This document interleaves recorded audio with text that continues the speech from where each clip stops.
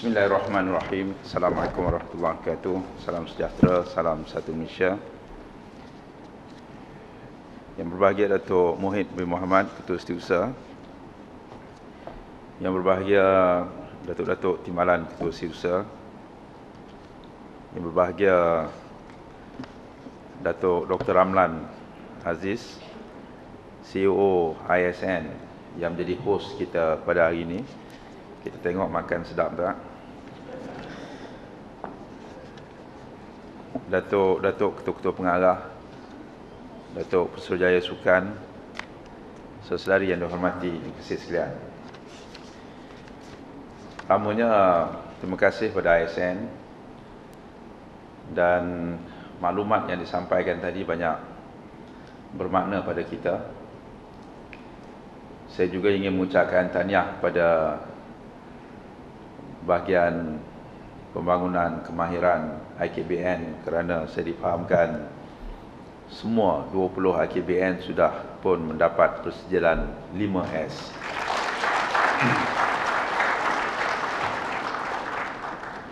Saya pun susah nak ingat susun, sisih, sapu, apa lagi satu?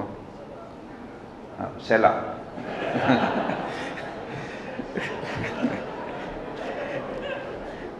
Yang akhir saya tahulah sentiasa amal. Saya tanya Datuk Jamil pun dia tak pernah ingat tadi. Padahal dialah toke 5S yang paling besar sekali. Tahniah kepada Datuk Jamil. Dan saya difahamkan daripada satu jabatan dan menurut NPC, National Productive Center, pensijilan 5S yang dibuat secara serentak. Bila diturun pada KBS diturun pada IKBN, dibuat secara serentak begini. Tak ada yang mana-mana kementerian yang boleh buat, melainkan KBS yang boleh buat secara serentak. Jadi tak adalah nak tunggu IKBN cembung dulu, lepas cembung kita tengok pula dekat Bacok, lepas Bacok. Tak ada, sekali semua.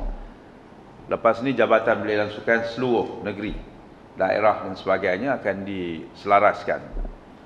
Dan ini adalah merupakan satu kelebihan. Kelebihan yang kita rasakan, kelebihan pada kita semua, Kementerian Belia dan Sukan. Tahniah dan syabas untuk semua. Sebab itu bila saya bercakap dalam Majlis Anugerah Sukan Negara, tahniah kepada MSN di atas pelaksanaan satu majlis yang merupakan tradisi yang dikaitkan dengan KBS dengan begitu cemerlang. Lebih-lebih lagi hanya seminggu selepas kebahdulian di Pertuan Agong ditabalkan, terus program besar yang dapat live coverage ialah satu program anjuran MSN, KBS lah tu, dibuat dengan begitu. Saya pun nak sebut nama yang di Pertuan Agong, biasa ingat Terengganu saja, nak pergi Kedah pun kadang-kadang.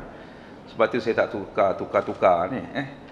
Dia kalau, dan pada malam tersebut kita mendapat pujian, pelaksanaannya begitu baik sekali, dan tradisi yang kita laksanakan itu merupakan satu tradisi yang ditunggu-tunggu. Sebab sekarang ni banyak acara-acara yang dikaitkan dengan anugerah sudah dianggap satu acara yang kena buat, tetapi tidak menjadi suatu perkara yang ditunggu-tunggu, yang datang dengan cara terpaksa. Hingga kan kalau dikatakan dulunya orang nak dengar Academy Award misalnya, tapi akhirnya orang sudah get bored dengan Academy Award. Orang tunggu anugerah Merak Kayangan, dah tak ada dah Merak Kayangan, dah tak boleh nak jual dari segi konten itu. Tetapi anugerah sukan antara satu anugerah yang ditunggu-tunggu dan kita terus bertahan, dan ia memerlukan suatu pendekatan baru daripada masa ke semasa, dan kita kira ini antara tradisi KBS yang mesti kita lonjakkan pada bila-bila. Tahniah dan syabas. Dan pada hari tersebut saya ada menyebutkan bahawa sebenarnya kita mempunyai ramai good athlete. Tetapi yang paling susahnya bukan sekadar melahirkan good athlete, tetapi yang melahirkan great athlete. Perkataan great tu saya malam tu tak boleh saya nak terjemahkan. Sepatutnya saya sebutkan atlet yang agung, sebab agung duduk depan, saya tak boleh sebut. Saya sebut perkataan terunggul. Itu yang susah, nak menjadikan terunggul, great athlete. Kita nak lahirkan orang seperti Usain Bolt, seperti saya ingat dulu Mark Speech, nama-nama seperti Roger Federer, is a great athlete. Kalau dia di Olimpik, dia akan menang Olimpik. Kalau World Championship, dia akan menang World Championship. Sebab dia perkara yang berbeza. Kita belum lagi sampai ke peringkat itu sehingga kita mendapat pingat emas yang pertama, and then kita katakan he's a great athlete. Dia bukan saja menang di dalam World Championship yang keadaannya berbeza, tetapi suasana Olimpik itu adalah satu suasana yang berbeza. Dan selalu saya sebutkan bahawa perbezaan antara Chong Wei dengan Lin Dan itu sikit je. Perbezaan dengan antara Pandalila Rinong dengan yang nombor 1 itu sebenarnya tak banyak beza. Kalau dia boleh buat 3 somersault, yang menang tu dapat 3.5, sikit je. Separuh je, 3.5 somersault. Cuma saya tanya orang dalam bidang terjun ni, kalau kata nak tambah setengah somersault tu berapa lama dia nak berlatih tu? Dia kata tambah satu lagi nak setahun. To master that one, you need another 1 year. Itu je susah dia. Nak jadi great tu tambah sikit je lagi. Tetapi in order to increase a new level of difficulties, it need a year to master. Betul Dato' apa ni, ISN, Dato' Ramlan. Kita ingat boleh tambah-tambah macam tu je. Buatlah susah sikit ke hari ni. Semalam kita buat macam ni, hari ni kita tambah. Tak. Dia kata nak tambah, kalau kita nak menang, kita kena tambah level of difficulties sampai ke 4.2, which is 4.5 somersault, and then confirm menang.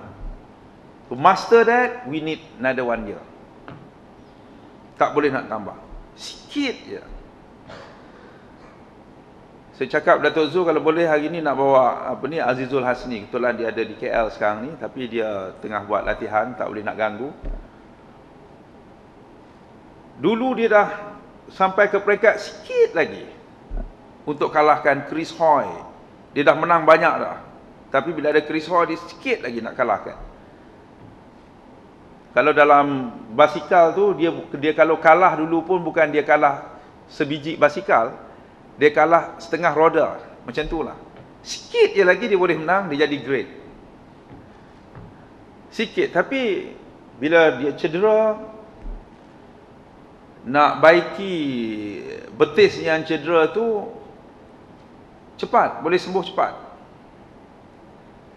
Boleh sembuh cepat. Luka di kaki ni boleh kita nampak dan boleh segera disembuhkan. Luka di hati tu yang susah. Luka di hati ni, saya ingat apabila Azizul cedera, di mana basikalnya berlanggar dengan basikal orang lain dan menyebabkan kayu velodrome itu terkopak, percikan kayu splinter sepanjang lebih pada sekaki tertusuk masuk dalam betis dia. Dia waktu itu tidak pedulikan betis dia, dia bangun, pegang basikal, heret basikal tu masih dapat nombor 3. Dan semua akhbar-akhbar di Britain pada itu meletakkan satu muka penuh gambar Azizul tentang kehebatan pelumba daripada Malaysia. Dan ketika dibawa ke hospital dengan keadaan tusukan tu masih ada di situ, dia dikenakan jab pelali untuk kurang rasa sakit. Seorang nurse kata, well, you will never beat Chris Hoy. Ni orang Britain, dia very proud because I'm a Great Britain. You never beat Chris Hoy, kata nurse. Dia peduli apa? Ni Azizul budak kampung mana ni? Azizul dia kata, you shut up, you bloody fool. I will be world number 1. Itu dia kata. Sakit hati dia. Tetapi untuk pulih, kita boleh pulihkan kaki yang cepat. Tetapi apabila seorang itu berhenti daripada latihan, ia berkaitan dengan soal otot-ototnya, soal fitnessnya yang telah dibina bertahun-tahun, mengambil masa untuk kembali pada asal. Saya tanya, dia kena buat lagi altitude chamber. Kena, dia kata. Seminggu sekali dia kena pergi. Atau 2 minggu sekali. Lebih kurang begitu. Duduk setengah jam, 1 jam. Iaitu kena masuk dalam chamber, dalam bilik tu yang dikeluarkan sebahagian daripada oksigen. Sebab dibayangkan seolah-olah kalau dia berlomba di tempat yang tinggi, oksigennya kurang, nipis oksigennya, boleh tak tubuhnya mengambil dan boleh memberikan energi? Kerana energi ni ialah, kalau aerobik ialah memerlukan oksigen untuk membakar glukos ataupun makanan kita dan menghasilkan energi. Kalau tidak ada oksigen, macam mana nak hasilkan energi walaupun ototnya kuat? Tetapi dia kena berlatih dalam keadaan di mana oksigennya kurang. Dan setiap kali masuk dalam chamber tersebut, Azizul kata, bukan saya yang menangis, John menangis. Sebab dia orang Terengganu, dia panggil jurulatihnya John Beasley, dia panggil John. Sebab daripada 10-11 orang yang kita hantar ke Melbourne tu, semua budak Terengganu semua. Jong, oh Jong, dia panggil. Saya tak tahulah, Datuk Zul, mentang-mentang dia orang Terengganu, semua habis dia panggil. Saya pun Terengganu juga.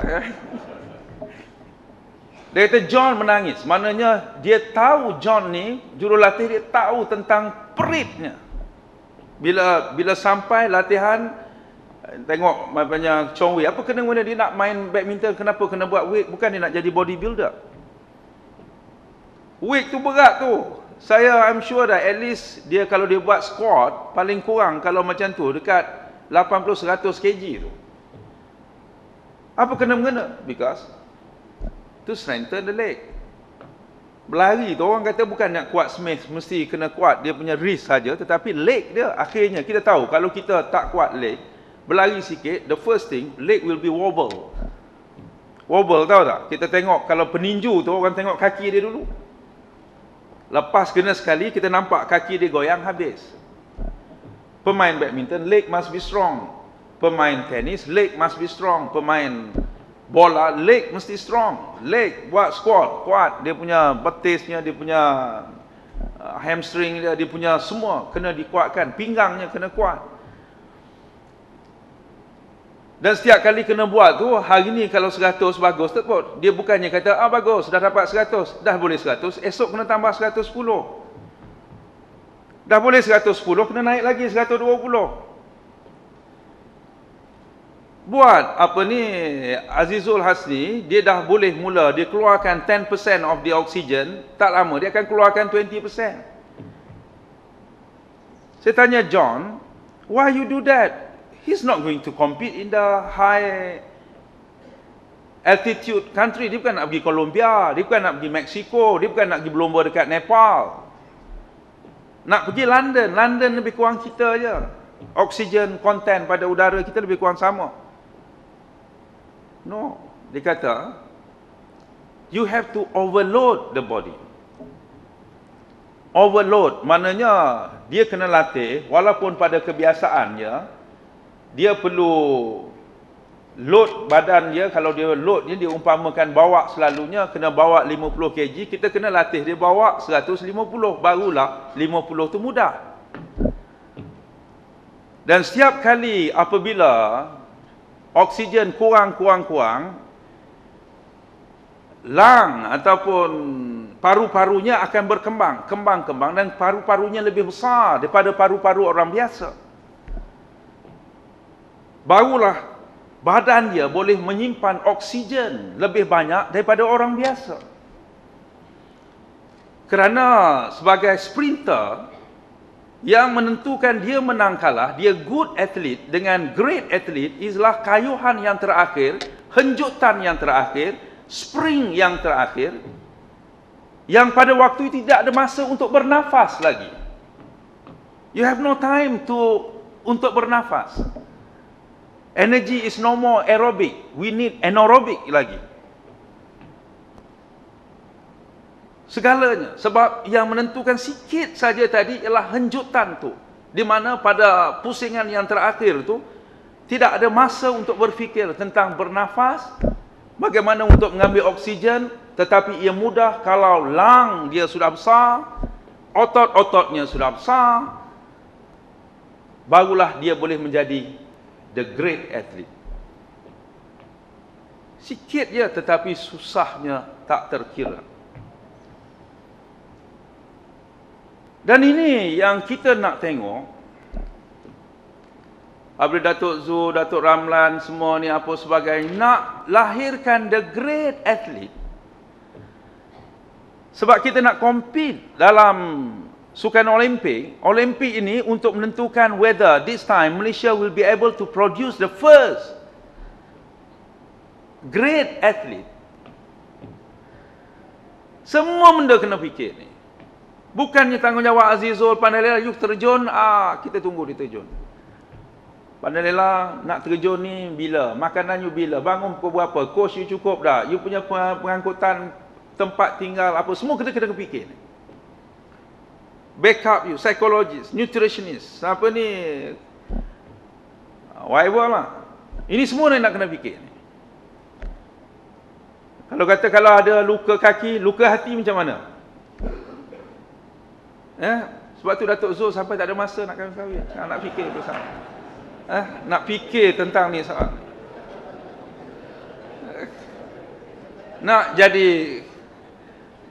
Nak lahirkan greatest athlete daripada negara. Sehingga kita terpaksa ada greatest bachelor in the negara. To produce that, it's not easy. Why? Kita nak supaya kalau kita menang, sekadar nak tengok dalam ranking, medal tally tu Malaysia tak corot. Saya kata sebelum 20 tahun dulu, waktu Barcelona, Malaysia tak ada nama. Naik dapat gangsa yang pertama, dah ada nama dah. Sebab ada lagi berpuluh yang tak ada nama.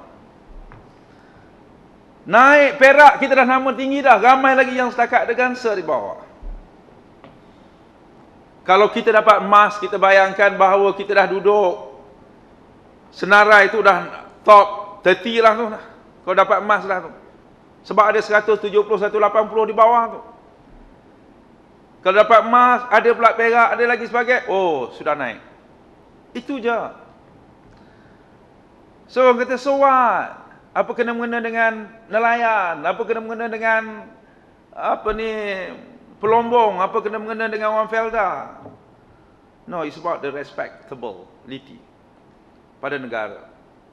Azizul kata, kalau dulu sebelum saya menang, saya pergi mana-mana, kalau tempat perkampungan sukan tu, puak-puak Malaysia duduk peruk kat belakang, tak ada orang nak peduli.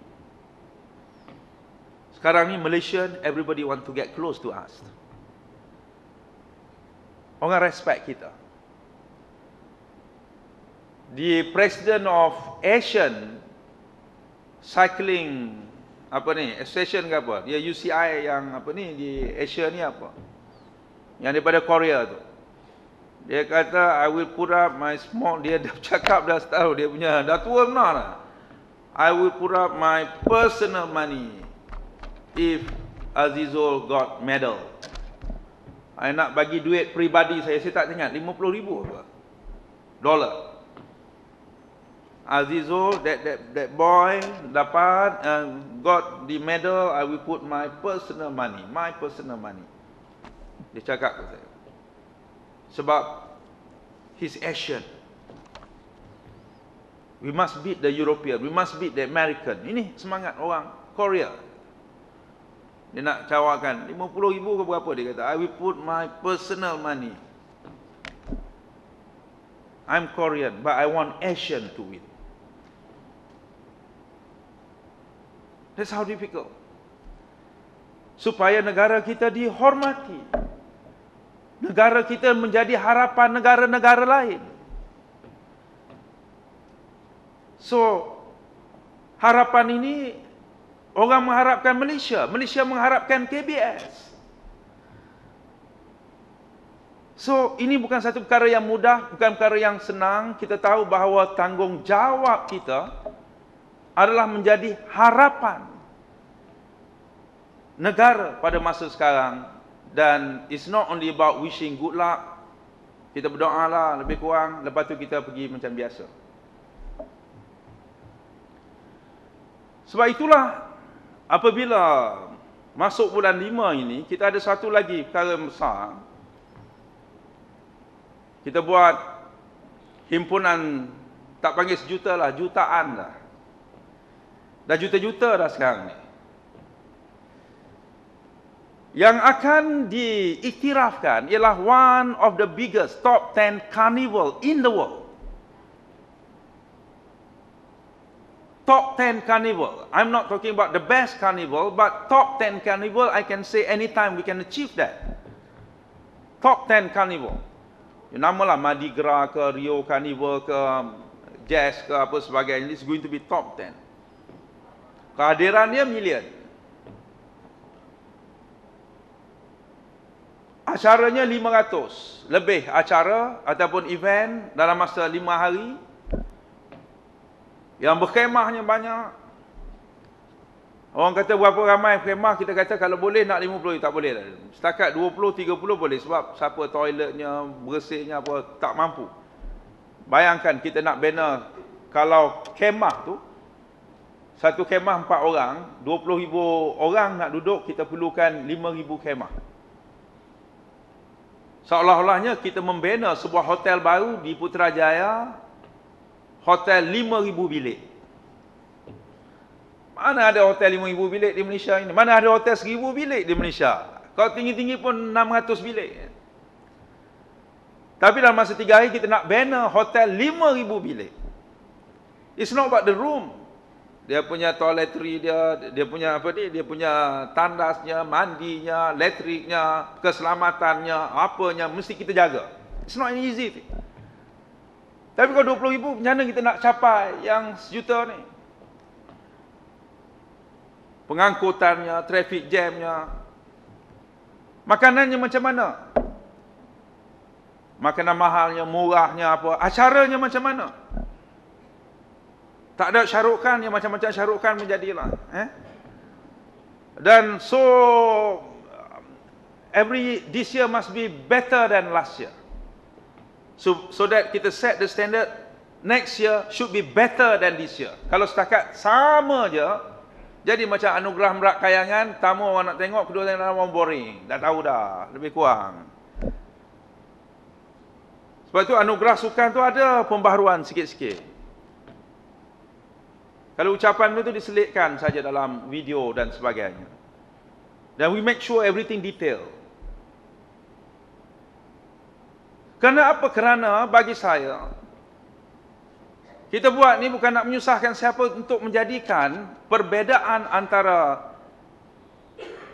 panggilan selama ini orang sudah menganggap KBS is a good ministry. Orang menganggap KBS is a good ministry. Dulu orang menganggap KBS is junior ministry. Now, orang sudah menganggap dengan 5S tadi, dengan kita buat ini, KBS is a good ministry. Tapi saya percaya, kalau kita dapat emas yang pertama, HBN kita, Himpunan Belia Negara kita pada kali ini lebih baik daripada yang lepas.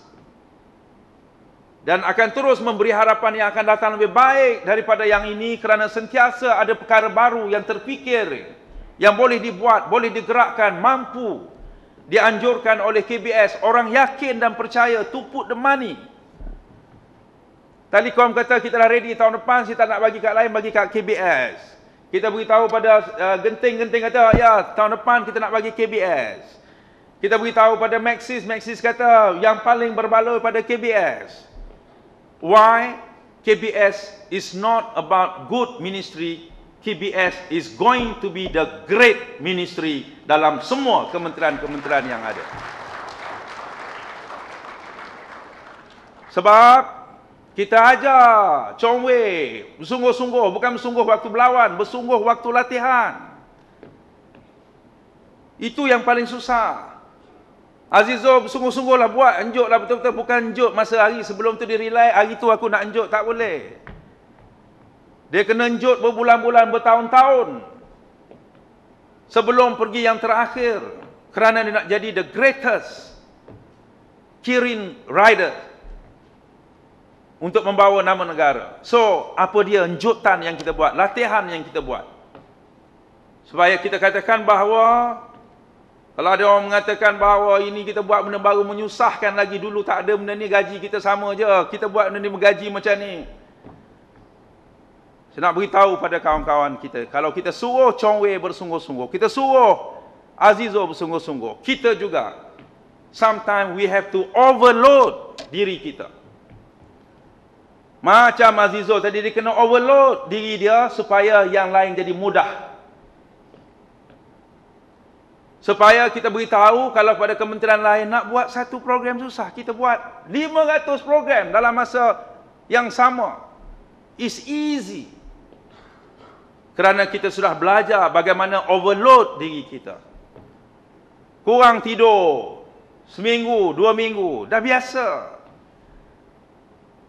Berhadapan dengan masalah-masalah, dealing dengan so many people, dah biasa. Duit tak ada, nak selesaikan perkara ni. Macam mana kita nak selesaikan dengan bajet yang terbatas, sumber yang terhad? Dan bagaimana kita lihat, kalau dahulunya kita bekerja secara compartmentalized. Compartment. Ini MSM-nya hal, kami tak campur. Ini ASN, kami tak campur. Ini jabatan, belia dan sukan, dia punya kerja, kami tak campur. Saya tak tahu. How come orang KBS tak tahu tentang perjuangan MSN? How come orang KBS tidak tahu apa itu biomekanik? The basic thing saya kena tahu apa dia aerobik. Saya tak pernah belajar dalam sekolah. Tetapi bila masuk di sini saya kena tahu tentang perkara ini. Kita kena tahu apa yang berlaku tentang HBN, kerana ini akan membawa nama kementerian kita. Kita kena beritahu, kena tahu banyak lagi perkara yang berlaku dalam IKBN. Mau tak mau, kita kena tahu bahawa ini adalah tanggungjawab bersama, collective responsibility. Supaya selalu saya beritahu, dulu orang selalu beritahu saya ingatan, KBS okey, tapi you tahulah KBS, Kementerian Junior, pegawai-pegawainya pun not the best to be sent there. Minta maaf saya beritahu dulu. SUB, KBS dengan SUB Kementerian Luar, put them together. Gaji sama. Dengan SUB MITI, SUB Keuangan, kata jauh beza. Ketua pengarah, SUB. Peringkat KSU, TKSU ke sebagainya, peringkat yang bawah yang gaji kalau 48 sini, 48 sana. Saya nak ubah perkara ni supaya mengatakan bahawa it's normal. Ini daripada mana? KBS. Oh, that's different. punctuality dia, cara bekerja, coordination, kepimpinan dia, perawatan, cara dia, ni apa sebagainya beza. Because they are KBS. Sebab itu saya katakan, dua perkara besar nak capai di Olimpik, kejayaan HBN ialah peluang. Bukan dilihat sebagai bebanan. It's peluang. It's an opportunity for us to be the greatest kementerian among the kementerian yang ada. This is the opportunity to be the clear winner. Kita winner dah. Chong Wei winner dah. Dia winner dah. Dia menang dah All England. Dia dah menang dah apa ni Korean Open. Dia dah menang dah Taipei baru. Dia menang dah ni. Tapi is it Chong Wei is a clear winner? Not yet. He's not clear winner. Nicol David is a clear winner. When come to squash, ladies squash, she is a clear winner. KBS is clear winner, not yet. Banyak benda dah kita winner dah. Yang 5S, yang macam-macam anugerah pengiktirafan star kita, we are the winner. But not yet a clear winner. Ini peluang. HBN, Olimpik ialah peluang. Tapi bukan HBN kerja 2-3 orang, tetapi macam mana IKBN akan mainkan peranan di situ, bagaimana MSN mainkan peranan di situ, bagaimana bagai industri sukan, ISN, JB, SN, persatuan-persatuan belia kita di bawah sana, bahagian strategik kita, semuanya kita curahkan. Kerana yang menjadikan bukan menteri, tetapi tuan-tuan, menteri can go after this, tetapi yang menjadi clear winner ialah Kementerian Belia dan Sukan. Kita adalah Kementerian Belia dan Sukan. Semoga kita mendapat keberkatan. Semoga kita boleh kemenangan yang kita kehendaki, kemenangan yang diberkati. Sekian, terima kasih. Terima kasih ucapan Perdana Menteri.